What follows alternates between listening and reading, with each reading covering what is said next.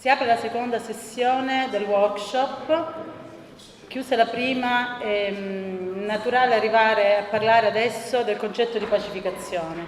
Come strumento di controllo è intesa come riduzione delle popolazioni riottose ad una sottomissione pacifica, attraverso un'azione combinata di forza e politica. La forza per distruggere il nemico, la politica per costruire un nuovo ordine ideologico sopra le ceneri del vecchio. Il primo relatore, che ho sulla mia destra, è Hayes del TNI, introdurrà il tema della guerra presentando il World and Pacification Project, un progetto che ricostruisce nessi fra militarizzazione, security e globalizzazione. Gli interventi di Mark Nucleus e Guglielmina Seri si articoleranno attorno al concetto di pacificazione. What is the pacification? Il primo è pacificazione incontra l'estrattivismo, rivisitare le politiche del capitale in America Latina, il secondo. Passo la parola a Hayes, introducendolo con una breve biografia, e collabora col TNI come ricercatore indipendente e consulente in materia di politiche di sicurezza, antiterrorismo, controllo delle frontiere e protezione dei dati. Ha lavorato nel Regno Unito con l'Organizzazione per le Libertà Civili, col Centro Europeo per i Diritti Costituzionali ed Umani, per i rifugiati, con varie associazioni, col Parlamento Europeo, con la Commissione Europea. È un membro del collettivo di sicurezza umana e un ricercatore presso il PRIO, Peace Research Institute Oslo. Importante la sua inchiesta sulla sicurezza industriale europea, pubblicata dal TNI. Si interessa di privacy, libertà civili, organizzazioni umanitarie. Collabora con vari gruppi di ricerca dell'Unione Europea, del Consiglio Europeo e Commissione Europea. Ha coeditato un libro sulle implicazioni del cambiamento climatico, più come questione di sicurezza che di giustizia ambientale. Grazie. Okay, thanks Stefania. Buongiorno a tutti, mi dispiace che non posso parlare in italiano, la prossima volta forse.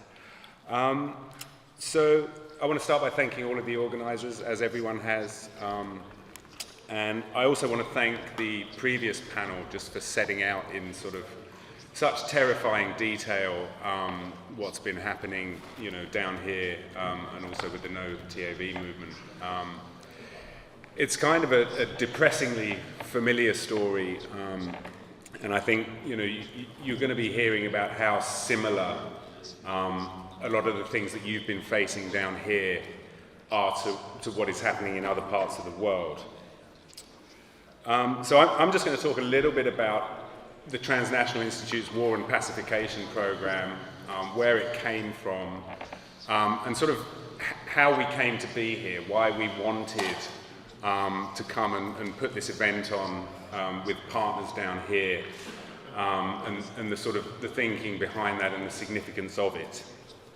So just to give you a sort of introduction to the Transnational Institute, my colleague Neve spoke a little about it this morning, but we've been around for 40 years.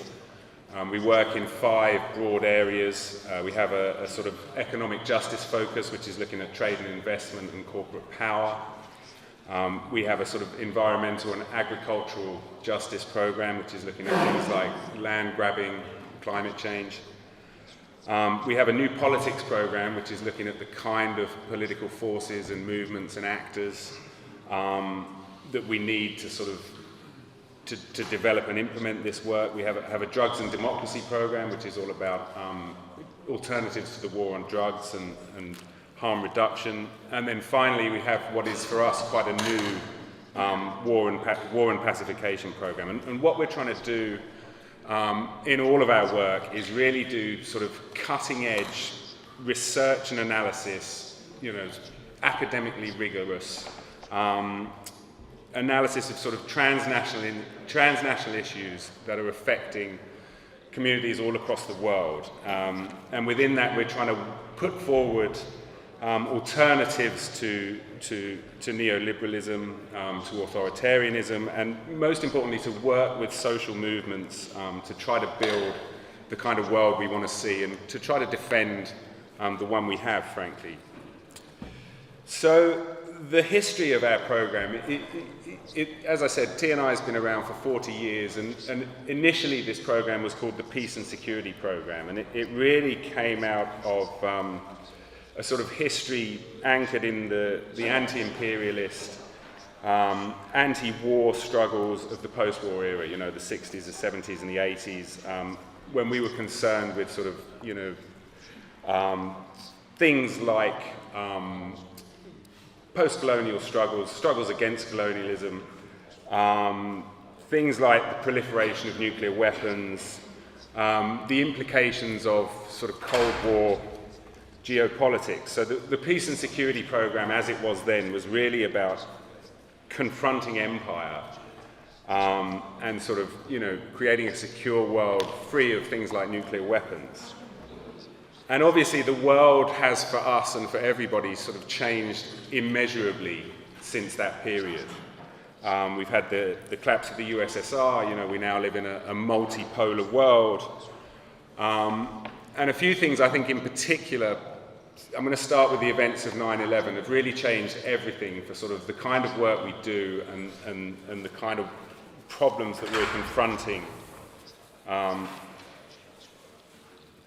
in our work. And so, you know, the war part of the War on Pacification program is really about confronting the global war on terrorism. You know, the Project for a New American Century, which preceded the Bush administration and its response to the terrorist attacks of 9/11, you know, talked about the US needing to be able to fight multiple wars in multiple countries throughout the 21st century. And the response to 9/11 really heralded this kind of era of permanent war that we now find ourselves in.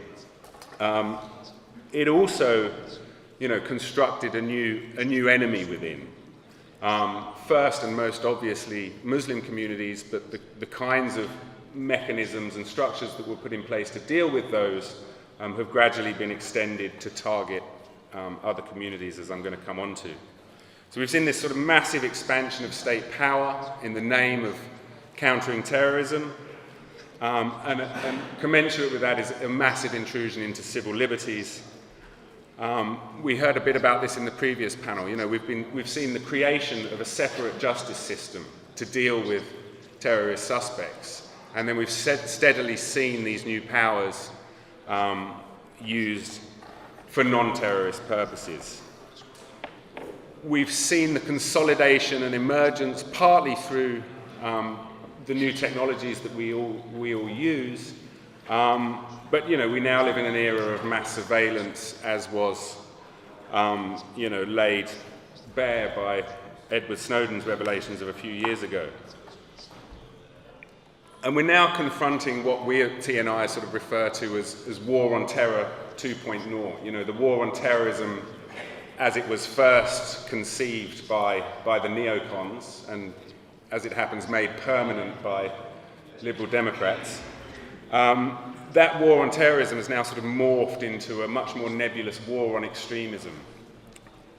This whole new paradigm that, you know, we don't just need to go after terrorist groups, but we need to go after extremist ideologies, the far right, the far left, extremism in all of its forms.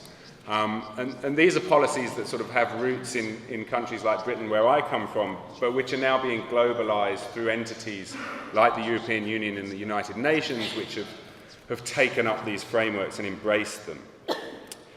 And what that's really left is states have got a kind of what we would call a blank check, to sort of a massive discretion to exercise these new powers against specific groups of people, against social movements, against potentially anyone who does not buy into the dominant ideology, or anyone who wants to challenge and confront power. and sort of taking this a bit further, you know, the war on terror has really also created this kind of endless feedback loop.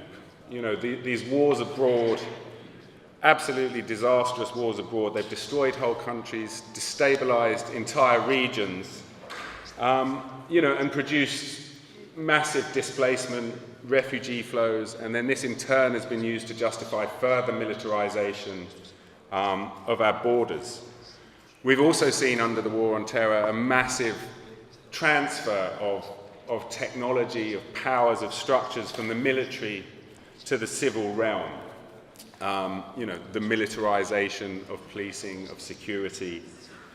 And all of this, I think, has really paved the way for the more extreme forms of authoritarian populism that we're now seeing. You know, social democratic liberal governments sort of nailed their colours to the mast and said immigration and terrorism are the biggest problems we face. And then, you know, the likes of Trump and the far right in Europe have come along and said, well, we're, you know, out of the way, we're going to show you what this really looks like. And I don't think I think a lot of the people who are talking about trying to confront authoritarianism haven't really taken into account where all this has come from and what has paved the way for it. So I just wanted to talk, in the little time I have left, about a couple of the areas of the work we do. We have a series or a work stream which we call Border Wars, which is really looking, as I mentioned before, at the militarization of borders, at the globalization of border security, the criminalization of refugees, but not just refugees, the people who try to support them, and the way that borders have really become a testing ground for ostensibly liberal societies about what is permissible, a testing ground for and an incubator for new technologies of control that begin at the border and are gradually rolled out into other areas of policing and security. Key to all of this, again, post 9/11, has been the massive expansion of the security industry. You know, it barely existed before 9/11. Now, the security industry it's $100 billion a year enterprise, and it's really the result of the diversification of the defense sector, the arms trade, into all things homeland security post 9/11, and it hasn't happened by accident. It's happened very deliberately. You know, after 9/11, the Bush administration in the US started investing, you know, billions of dollars into developing new technologies of control, and entities like the European Union responded by saying, look, we also have to support our security industries, or, you know, we're going to be dependent on US security, whatever, Chinese technologies. So, you know, it's now a policy priority for the European Union to have a globally competitive homeland security sector. And with that, we've basically seen, you know, the industry move into all things security. Neve mentioned, you know, the fence around the site that you all went to see yesterday. You know, I didn't see it myself, but one of my colleagues who was there said, look, you know, I'm a veteran of a lot of these kinds of protests, and that is some fence. And to that I would add, you know, fences itself, you know, borders are now a global enterprise, and I'd be very surprised if there hadn't been some international expertise that had gone into constructing that. And what we've tried to show within our work and our research and analysis is that, you know, once you prioritize the interests of the homeland security industry, it starts to change the values and structures of political culture. You know, it gives you a perverse incentive to spy, to arrest, to detain, even to torture. And it relies on the kind of sustaining the very politics of fear that created the industry in the first place, right? The bottom line, if you want to sell security, is keeping people afraid. So we've tried to sort of frame this as post 9/11, we've entered into a sort of new kind of arms race, but it's one in which all the weapons are pointed inwards. It's one which promises, again, we heard a bit about this morning, it promises to divide the world into a world of red zones and green zones, of safe places and dangerous places. And it promises to securitize everything: schooling, public services, the response to climate change. And then lastly, you know, we've become really interested in how all of this, and this is really what's brought us here, or one of the things that's brought us here today, how all of this is impacting social movements and activists, as I said at the beginning, you know, the very people that we need to build the kind of world we want to live in, or to preserve the things we have today. And I guess we've been doing this through the lens and the discourse of shrinking space, and I don't know how well this concept translates into Italian, but sort of over the last probably 5 years, sort of think tanks and some liberal democratic governments have sort of begun to talk about the way in which the space for political activism is shrinking.